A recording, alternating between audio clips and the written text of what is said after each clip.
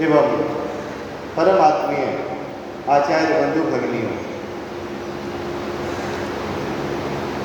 वैसे तो कक्षा कक्ष में प्रत्यक्ष अध्यापन का कार्य अब बहुत कम होता है। जब विद्यालय में आचार्य था, ये 93-94 की बात है, उस समय भैया बंधु के साथ प्रत्यक्ष कक्षा कक्ष में अध्ययन अध्यापन का कार्य होता है। अब ऐसे ही कार्यक्रमों में या कभी किसी विद्यालय में गया, तभी भैया बहनों से कुछ वार्ता होती है। लेकिन जब कभी भी मैं भैया बहनों से वार्ता करता हूँ और उनसे जब ये पूछता हूँ कि आपके लिए इंटरेस्टिंग सब्जेक्ट, रुचिकर विषय कौन सा है और कौन सा विषय आपको कठिन लगता है, बोझिल लगता है, बोरिंग लगता है, तो रुचिकर विषय के रूप में कई नाम आते हैं। किसी को हिंदी पसंद है, किसी को अंग्रेजी, किसी को गणित, किसी को विज्ञान, किसी को संस्कृत। लेकिन जब कठिन विषय की चर्चा होती है, उसकी बात होती है, तो एक विषय है जिसका नाम सबसे अधिक आता है। बता सकते हैं कौन सा विषय हो सकता है? मैथमेटिक्स, गणित। बहुत बोरिंग है, बहुत कठिन है। कैलकुलेशन करते करते सिर में दर्द होने लगता है। ऐसा आपने भी अनुभव किया होगा। इसमें कुछ एक लोग ऐसे होंगे जो बिल्कुल नए होंगे, जो विद्यालय अभी जिनको नहीं मिला है। बाकी सारे लोग तो पुराने हैं, और खासकर जो अस्थायित्व वर्ग में आए हैं, तो निश्चित रूप से साल भर से अधिक समय से काम कर रहे हैं।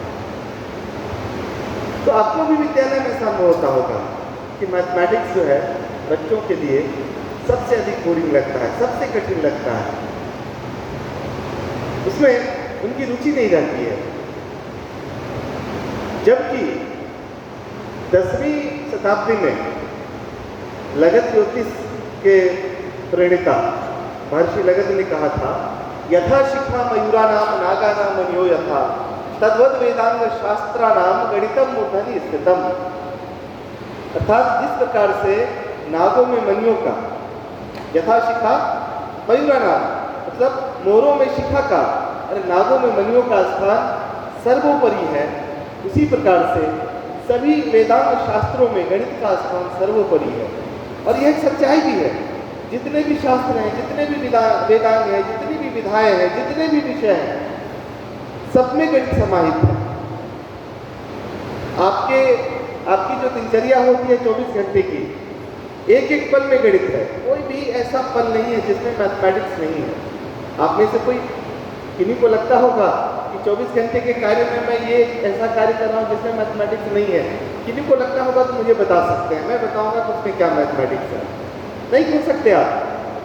मैथमेटिक्स के बिना हमारे जीवन का कोई भी पल नहीं चल सकता। हम एक कदम आगे नहीं बढ़ सकते। और जहाँ तक विषयों की बात है, जब हम साहित्य का अध्ययन अध्यापन करते हैं तो मात्रा का उच्चारण, है ना, दीर्घ मात्रा, हर्ष मात्रा, कितना समय लेते हैं। जो श्लोक होते हैं, दोहे होते हैं, 8 मात्रा के दोहे, 16 मात्रा के दोहे, है ना, पूरा मैथमेटिक्स रहता है। और साइंस तो साइंस है या सोशल साइंस है, ये तो पूरा मैथमेटिक्स है ही है। तो मैथमेटिक्स के बिना कोई भी विषय नहीं है, कोई भी शास्त्र नहीं है। और अनादिकाल से, वेद काल से ऐसे कई ऐसे वेद मंत्र हैं जिसमें प्रमाण मिलते हैं कि वेद काल से ही भारत में गणित की उज्ज्वल परंपरा रही है। वो एक दूसरा विषय है, उस पर एक लंबा चर्चा, इस पर एक लंबी चर्चा हो सकती है, इस पर मैं नहीं जाऊँगा, सिर्फ मैं स्मरण दिला रहा हूँ। और अनादिकाल से गणित हमारे समाज जीवन में व्याप्त है। एक जन सामान्य व्यक्ति भी अच्छा गणितज्ञ होता था। और की बात तो छोड़िए, जो हमारे समाज में कवि हुआ करते थे, भक्त कवि, एक बहुत बड़े भक्त कवि, उनका नाम बता सकते हैं? आज भी पहले सत्र में वंदना चतुर्वेद चल रहा था, उन्हीं की पंक्तियां गाई जा रही थी। हाँ, गोस्वामी तुलसीदास जी। उन्होंने लिखा, उस समय लिखा जिस समय आज के जो वैज्ञानिक तकनीक है नहीं थे, जो संसाधन है वो नहीं थे। उस समय उन्होंने लिखा युग सहस्त्र यो जन्म भानु, युग सहस्त्र यो जन्म भानु। और इसकी आप चर्चा करेंगे, व्याख्या करेंगे तो पृथ्वी से जो सूर्य की दूरी है, आज के वैज्ञानिकों ने जो दूरी निकाली है वो तुलसीदास जी ने अपने दोहे में लिखी है। लगभग वही दूरी है जो आज के वैज्ञानिक बताते हैं। तो हमारे यहाँ जो कवि थे वो भी बहुत बड़े गणितज्ञ थे। और समाज जीवन में गणित कैसा था? आज भी जब हम सब्जी लेने के लिए जाते हैं, हम सभी जाते हैं, किसी ना किसी रूप में कभी ना कभी जाते हैं। यदि सब्जी का भाव 15 रुपए किलो है, कोई सब्जी है 15 रुपए किलो, और हमने 3 पौवा, पौवा तो समझते हैं ना, अभी ग्रामीण बिल्कुल अभी भाषा समाप्त नहीं हुई है, पौवा समझते होंगे।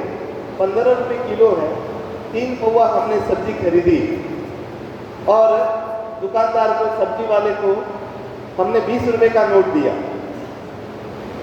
तो अंतर क्या है? वो तुरंत हमारे पास पैसा वापस, जैसे हमने दिया तो तुरंत पैसा वापस कर दिया। और हम पढ़े लिखे लोग क्या करते हैं? 15 को 4 से डिवाइड करते हैं और 3 से मल्टीप्लाई करते हैं। उस समय भी हमारे मन में यही गणना चलती है कि ये जो पैसा हमको दिया है, पता नहीं ये सही दिया है गलत दिया है।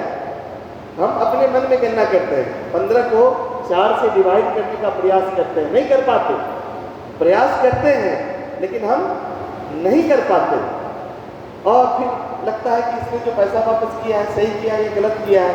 एक बार लगता है कि नहीं, लगता कुछ कम पैसा दिया है, लेकिन हमारा आत्मविश्वास ऐसा भी नहीं होता है कि हम सब्जी वाले को यह कह सके अरे भाई तुमने लगता है कम पैसा दिया है, क्योंकि फिर वो हिसाब जोड़कर बताएगा। तो हमारा जो ज्ञान है, हमने जो इतनी पढ़ाई लिखाई की है, इतनी बड़ी बड़ी डिग्रियाँ हमने हासिल की है, वो सब बेकार हो जाएगी। और उसका बहुत सरल हिसाब है, वो 15 को नहीं 16 को 4 भाग में बांटकर 3 से डिवाइड करके और उसमें से 54 घटाकर 3 54 घटा दिया और उतना पैसा, शेष पैसा आपको वापस कर दिया। ये हमारे यहाँ गणित था, पूरे गणित कैसे हम प्राप्त कर सकते हैं। मैं अपने बचपन की घटना बताता हूँ। आप लोग भी जो ग्रामीण क्षेत्र से होंगे, कुछ जो अब तो जो बैलगाड़ी का चक्का होता है, अब तो लकड़ी का बहुत कम दिखाई पड़ता है। अब तो बैलगाड़ियाँ भी बहुत कम चलती है, देहाती क्षेत्रों में चलती है। मैंने तो बैलगाड़ी की बहुत सवारी की है। बारात भी जाया करता था बचपन में बैलगाड़ी पर बैठकर, और बहुत आराम से, और सब लोग गीत गाते हुए जाते थे। तो बैलगाड़ी का जो चक्का होता है लकड़ी का, उस पर एक लोहे का रिंग चढ़ा हुआ होता है। जिन्होंने देखा होगा उन्होंने देखा होगा। और जब कभी बाजार जाता था तो जो लोहार मिस्त्री है, कभी ना कभी रोज उसके दुकान के सामने वो लकड़ी के पहिए के ऊपर रिंग चढ़ाते हुए देखा करता था।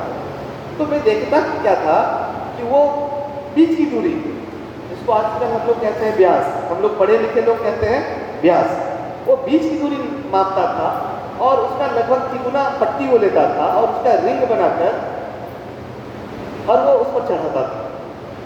तो साथ में माँ रहती थी, तो माँ से पूछता था कि वो नापता तो बीच की दूरी है और बनाता है पूरे घेरे का, कैसे करता है।